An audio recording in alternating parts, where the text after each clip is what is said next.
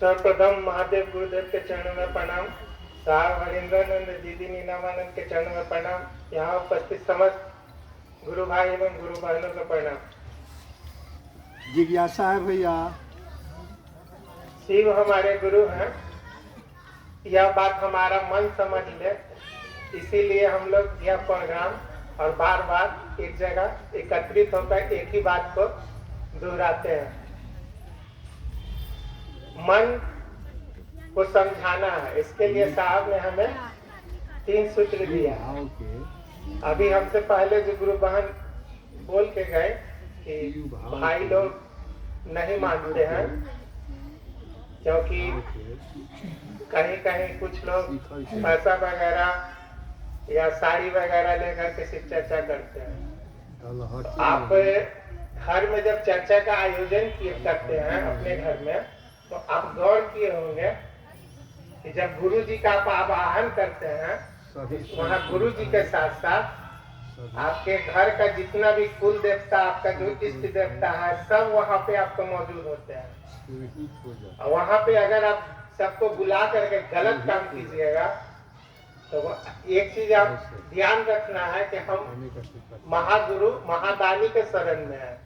भोला बाबा ही है जो सबका उद्धार करते हैं, चाहे देव हो, दानव हो, भूत हो, प्रेत हो, यक्ष हो, गंधर्व हो, सब उन्हीं के शरण में है, सब उन्हीं से मांग रहा है।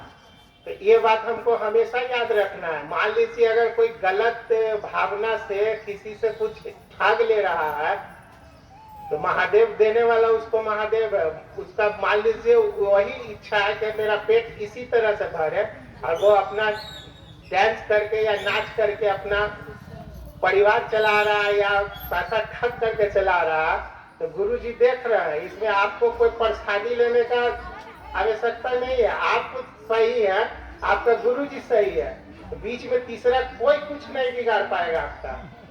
आप अपना काम जो है 3 सूत्र है, जो 3 सूत्र आप मन से अपना कीजिए। 3 सूत्र में जैसे जो जान रहे हैं, जान तो सभी रहा है आज के डेट में। ऐसा बात नहीं कि शिव गुरु है, यह बात आज के डेट में किसी भी आदमी से बचा हुआ है कि वो कह देगा कि हमको नहीं पता है। जैसे उदाहरण के लिए आप इस तरह से समझ सकते हैं कि जैसे नशा करना हानिकारक है, ये सब आदमी जानता है। जो नशा करता है वो भी जानता है कि नशा करना हानिकारक है, लेकिन फिर भी वह आदत से लाचार है, मतलब विवश है, आदत से अपना करेगा ही करेगा। उसी प्रकार है यहाँ पे भी है। यहाँ पे मान लीजिए एक उदाहरण ऐसे समझिए कि सुबह सुबह टहलने से सेहत बनता है, यह बात सब जानते हैं, आप लोग भी जानते हैं, जानते हैं ना कि सुबह सुबह टहलने से सेहत बनता है, यह बात सबको पता है। लेकिन सेहत किसका बनेगा? जो सुबह सुबह टहलेगा उसी का बनेगा।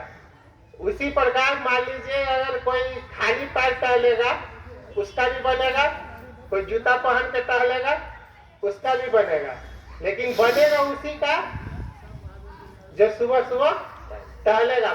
मानता जानता सब कोई है, जानने से कुछ नहीं होगा। उसी प्रकार यहाँ पर भी वही चीज है, जान सब रहा है कि शिव गुरु है, शिव चर्चा हो रहा है, शिव का चेला ही लोग है, कंगन पहने हुए शिव चर्चा में जा रहा है। लेकिन उससे क्या होगा? जब तक आप अपने मन को नहीं समझाइएगा तब तक नहीं होगा। अब 3 सूत्र करने का जहाँ तक बात है, तो 3 सूत्र में आपका जैसे आप बहुत सा रिश्ता निभा रहे हैं, बहुत सा कहीं पे भाई है, कहीं पे बहन बन जाते हैं, कहीं पे तो हर रिश्ता के पीछे कहीं न कहीं कुछ बदलता है, सिर्फ आपका भाव बदलता है, बाकी आपका कहीं कुछ नहीं बदलता है, सिर्फ आपका भाव बदलता है। आपका भाव बदला आप वहाँ पे भाई बन गए, भाव बदला आप वहाँ पे बहन बन गए, भाव बदला आप बेटा बन गए, भाव बदला आप माँ बन गए, सिर्फ आपके अंदर भाव बदल रहा है। तो यहाँ पर भी जब महादेव को गुरु आप बनाइएगा तो आपका भाव अंदर में शिष्य भाव आना चाहिए। शिष्य भाव कैसे आएगा? जब तक आप दया नहीं मांगिएगा। प्रथम सूत्र में वही कहा गया है कि आप मेरे गुरु हैं, मुझ पर दया कीजिए। यह बात आपको बोलना ही बोलना है। जब तक दया नहीं मांगिएगा गुरु से, शिष्य भाव नहीं आना है। अब दूसरा सूत्र में आप गौर कीजिएगा कि जितना भी रिश्ता आप निभा रहे हैं, तो रिश्ता कब तक है? जब तक आपको याद है, हमको आपको याद है, आप हमारा बहन है, हम आपका भाई है, अगर हमको याद है तभी तक रिश्ता कायम है। जिस दिन जैसे भूल है रिश्ता खत्म। तो इसी बात को मान लीजिए हमारा मन बार बार समझे, इसीलिए हम इस तरह का चर्चा का आयोजन होता है कि हमारा मन को समझ में आ जाए और यह बात मेरा मन पकड़ ले किसी हमारे गुरु हैं। इसीलिए हम लोग अपना अनुभूति भी सुनाते हैं चर्चाओं में। और हम महादेव को बनाए तो गुरु बनाए तो हमें यह मिला, हमको यह समझ में आया, सबको यही बताने के लिए कहा भी जाता है। और तीसरा में आपको करना है नमः शिवाय जपना है। मान लीजिए दिन भर 24 घंटा में अगर आपको कभी भी समय नहीं मिला तो उसमें एक जप है, अजपा जप एक विधि है। उसमें करना क्या होता है कि जैसे आप सोने के लिए बेड पर जाइएगा, मान लीजिए दिन भर टाइम नहीं मिला, तो जैसे सोने के लिए बेड पर जाइएगा ना, वहाँ पे आप जप शुरू कर दीजिए मन में। वो क्या होगा ना, वो विधि में क्या होता है कि आप जपते जपते अगर सो गए तो आपका अंतर मन में वो चलते रहेगा। जब उठिएगा ना तो आप गौर कीजिएगा ना कि वो आपका चलता ही रहेगा। इसको अजपा जप विधि कहता है। मान लीजिए 24 घंटे दिन भर में आपको समय नहीं मिला, अब बहुत कीजिए, अब इस विधि का इस्तेमाल कीजिए। रात को सोने के समय बेड पर जाइए, उस समय जपते जपते सो जाइए, नींद भी समय से आएगा और दिमाग में शांति भी रहेगा। अब 3 सूत्र करने का जहाँ तक बात आया, तो मान लीजिए किसी को समय नहीं मिलता है या कहते हैं कि मन नहीं लग करता है या कोई तरह की परेशानी होता है, तो आप गौर कीजिएगा कि सुई और दवाई किसी को पसंद नहीं पड़ता है, लेकिन लेना हमारी मजबूरी है। मजबूरी में मन ना रहते हुए भी सुई लेना पड़ता है, मन ना रहते हुए भी दवाई लेना पड़ता है, क्योंकि हमारा सेहत को सुधारना है। जब तक लेंगे नहीं सुई दवाई, सेहत नहीं सुधरेगा।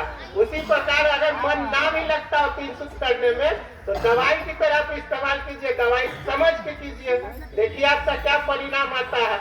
और अभी के डेट में जो नहीं समझते इस बात को, उनके लिए एक चीज हम और कहना चाहेंगे कि अभी गृहस्थ जीवन में हर आदमी अस्त व्यस्त है, इसमें कहीं कोई लेकिन परंतु आपका नहीं है।